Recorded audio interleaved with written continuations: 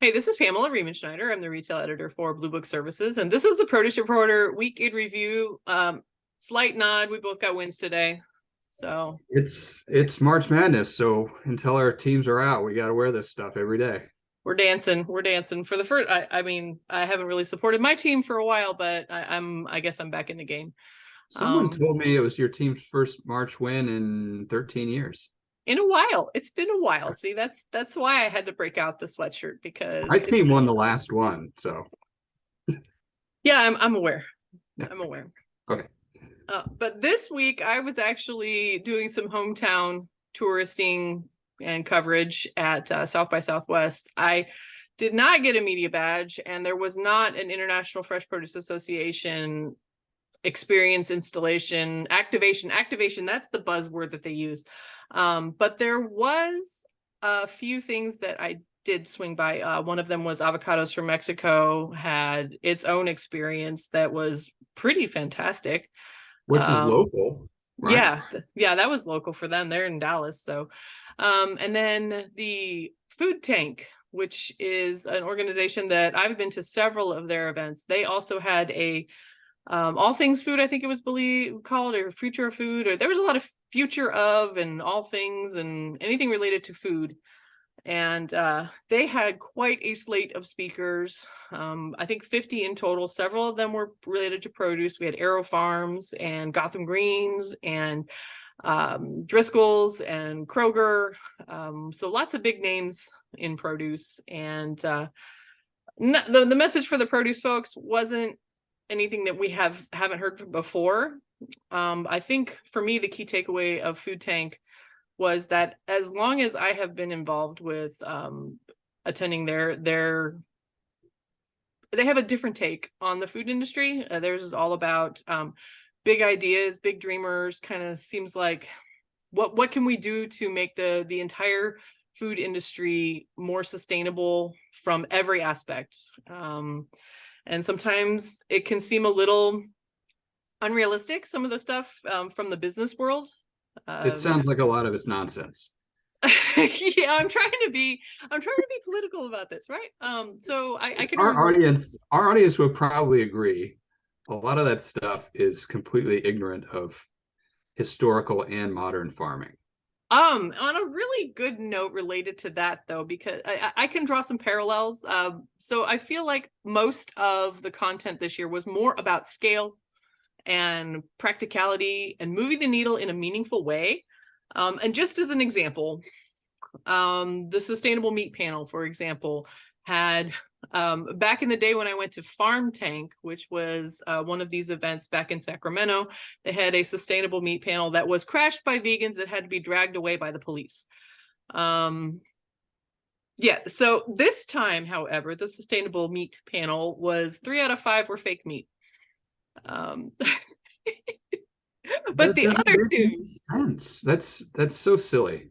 The other two, however, were Nyman Farms or Nyman Ranch, which was recently recognized by Forbes as being a really groundbreaking company. And the gal who was there on behalf of Nyman Ranch, I believe, was talking about how most of their methods have been around for more than a century. And what they were doing was really just being good stewards of the animals and good stewards of the land, and things, kind of slowing it down a little bit. And then That the other, that reminds me, sneak preview for our May June issue of Blueprints. Our cover story will be on sustainability, and a lot of the message is the produce industry has been doing this stuff for so long, but the importance now is on measuring and data and communicating it. And that sounds like that's what the Nyman Ranch people were saying. right, it does. And the panel that Driscoll's and Kroger were participating on was about green wishing, which is a term that I had not heard before, but it is organizations, corporations, whatever you want to call them, establishing these massive sustainability goals that are so far out of reach that they're never going to be achievable, like net zero in 10 years or something like that. And Kroger and Driscoll's, for example, were talking about how we're setting goals that we think we can achieve. And sometimes it doesn't seem like we're doing enough, but we're doing things, and instead of moving the goalpost because we're never going to make it, we're trying to do things and show that we're doing things that are achievable, and this is how you can do it too. And make meaningful still change. give enough food to sell in grocery stores to consumers, rather Right. than sustainability yourself out of business. Right. And the other person that was on that panel was somebody who was at South by Southwest, who had a fantastic talk last year, Emily Ma from Google. She kind of joked a little bit about the recent tech layoffs and said she's the last woman standing in her division. And she decided to stay because feels like she's affecting meaningful change. So it was really refreshing, but also kind of inspiring to see a lot of what they were talking about was scale, meaningful change, things that are doable, and not just big dreamer ideas. Yeah, and patting each other on the back and then going to a big fancy restaurant and eating steak and drinking wine. And there was wine, but it was from a place that was doing regenerative agriculture or something like that.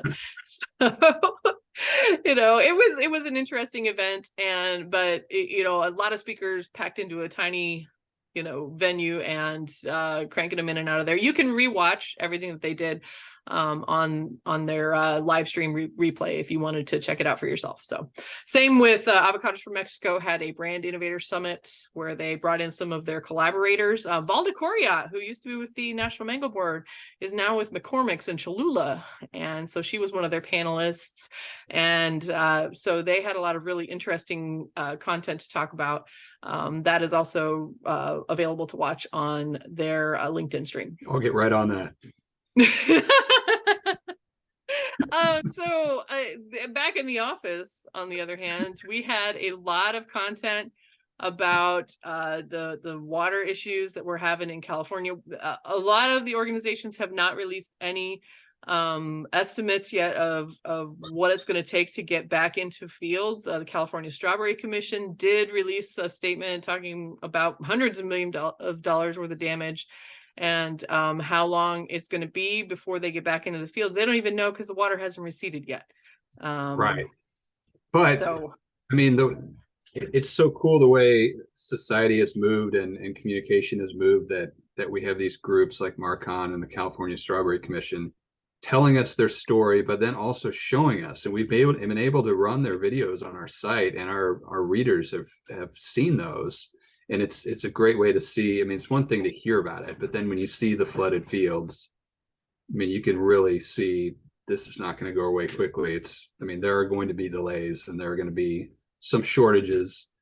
But the industry always rebounds, and if it can't happen there, it'll happen somewhere else. But it does definitely tell the story. And if you haven't seen those videos yet, they're pretty short. You should definitely check them out. Right. And then we also had the produce industry whack-a-mole is back this week. The environmental working groups, Dirty Dozen, Clean 15, that officially called the Shopper's Guide to Pesticides in Produce. And of course, the Alliance for Food and Farming has been revving up its marketing message and its press release output, knowing in advance when this list was coming out. There were two changes to it, however, that I was kind of like, okay, we've got some new ones. Blueberries and green beans are now dirty, according to the list. And celery and tomatoes have dropped off. So yeah, it's out there. Not to the clean list, just onto the nothing list, right? Right, just to the nothing list, just to the no comment list. But of course, my personal commentary on this list, whether or not you agree with their science or agree with this list, and I've said this over and over and over again, a consumer who goes, which organic produce should I buy? This is the first thing that shows up in Google. And we publish it for awareness so that those commodities can know that this is what list that they are on. But I will note that the first thing you see when you try to get a copy of this list is please donate to us. And the second thing you see when you try to download this list is please donate to us, and you're giving your email to them, and they will hound you multiple times a day for donations if you try to access this list. Yeah. So just keep that in mind. Yes, it is okay to be cynical about that group because they are shameless and cynical themselves. Right. So Yeah, they always bury way down in their press release, everyone should eat more fruits and vegetables, whether organic or not, just so they can say we do that, but only after they scare everyone with and a bunch of there's pseudoscience, which the Alliance for Food and Farming puts in. Our story has links to half a dozen peer-reviewed scientific studies showing how their methodology is wrong. The simple act of washing your produce in running water eliminates the vast majority of pesticides, which we all know pesticides are poison, and poison is in the dose. And enough to kill an insect is not enough to kill or harm a human. Yeah, we know that. The produce industry in general knows that. But this list, which is soliciting donations on behalf of this lobbying organization, tends to make the rounds. And when I did Google it, I saw quite a few news channels run with it without any rebuttal or with minimal rebuttal. So it is something to keep in mind. I did make the The graphic last couple for of years, actually, AFF has done a good job getting their message out to consumer media. And so that is something we'll follow this week. I mean, it just came out today. So we will be following that over the next few weeks. And we will certainly be in touch with our partners at AFF and see how it's going with them and how their message is being received. Really, the last few years, I mean, we noted in 2020 how they came out with this list right as we were going into the pandemic, and the timing couldn't have been worse. Like, that's the last thing people wanted to hear about. And the last couple of years, really, it hasn't had the impact that it had last decade as far as gaining mainstream exposure. right. And I have to wonder if pushing one of these lists and the really pushy solicitations for donations at a time when people are struggling to buy groceries in general, if that will cause this list to fizzle again. I mean, we noted in 2020 where it's like we just want to have food. A lot of the grocery stores were having some supply chain issues, and here you are, with this right now. It's really in poor taste. And I kind of feel like the message is very similar right now to try to it is, there is research that suggests that it does scare away a certain percentage of especially low income consumers from eating any produce if they can't buy it organic. And that is doing no good for anyone. So I guess we'll be wrapping oh up. This is we don't go anywhere on spring break. We just buy animals. So look at her. Hello, she's a new one for I think this one is called Betty. We're waiting to see. So yeah, that's the she's adorable. number 2 dog. Let's get away from Alliance for Food and Farming and Dirty Dozen and look at cute puppies. Back to puppies. So we have a kid going to college soon, so we had to replace her. Oh, she's cute. Oh, look at her. She's like, hello there. Oh, come here, Chewy. Come here. Want to see the dog? You see the puppy? Come here. Come here. Up here. He's down on the floor. He's like, nah, I'm good. Well, this one tried to keep climbing on me. We're still adjusting, and the big dog is not sure what to make of this little dog. Oh, they'll be best friends pretty soon, hopefully. I'm sure they will. Yeah. All right. Well, that's it for the Produce Reporter Week in Review. If you are not getting the Produce Reporter newsletter, you need to go to producebluebook.com and sign up.